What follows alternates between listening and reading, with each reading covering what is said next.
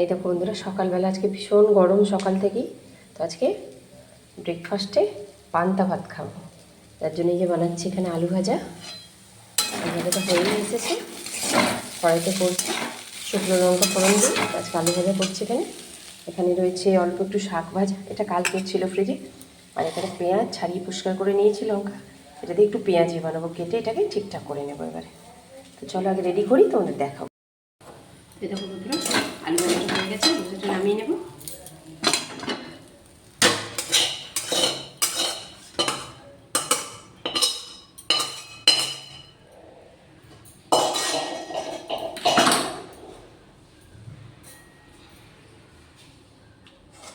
এই যে আলু ভাজাটা হয়ে গেছে, এবার একটা কড়াই বসিয়ে দিচ্ছি। আর এদিকে আমি পেঁয়াজটায় সব কিছু দিয়ে মেখে নেব।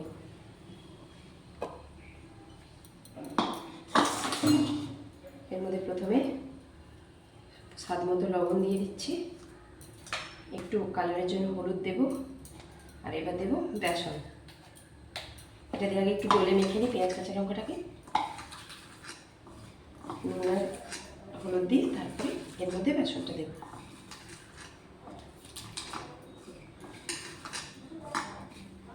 এবার বেসনটা পরিমাণ মতো দিয়ে দিচ্ছি।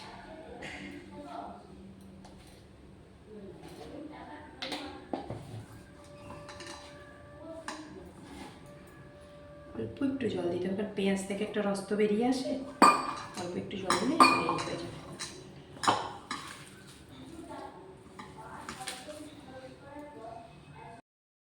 এই দেখো বন্ধুরা, পেঁয়াজটা রেডি করে নিয়েছি এত সুন্দর করে মেখে।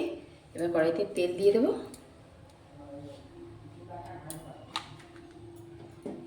তেলটা দিয়ে গরম হয়ে গেলে, কড়াইতে তেল দিয়ে দিয়েছি, তেলটা গরম হয়ে যাক। আমি এর মধ্যে ভাজতে দিয়ে দেবো।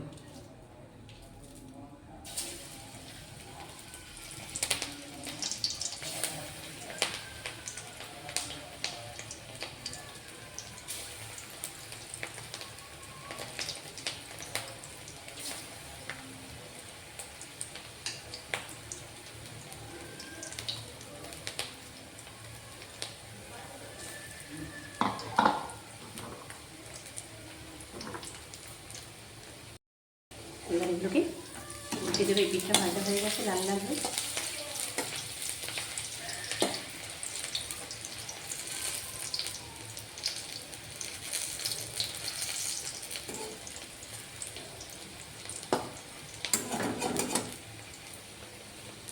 এবার পেঁয়াজগুলো ভাজা হয়ে গেছে, তুলে নেবো এবারে। এই যে সুন্দর লাল লাল করে ভেজে নিচ্ছি।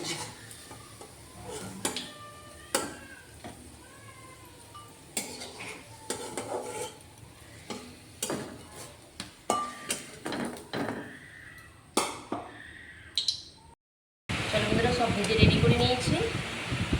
দিলাম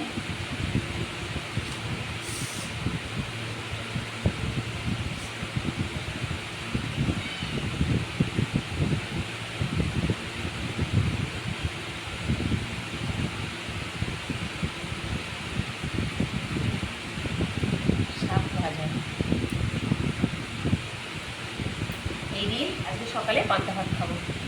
তো বন্ধুরা, তোমাদের কার কার মেনুটা পছন্দ হয়েছে তোমরা অবশ্যই কমেন্ট করে জানাবে। আমার ফেসবুক পেজটাকে ফলো করে রাখবে, তো নিত্য নতুন মেনুগুলো তোমরা পেয়ে যাবে।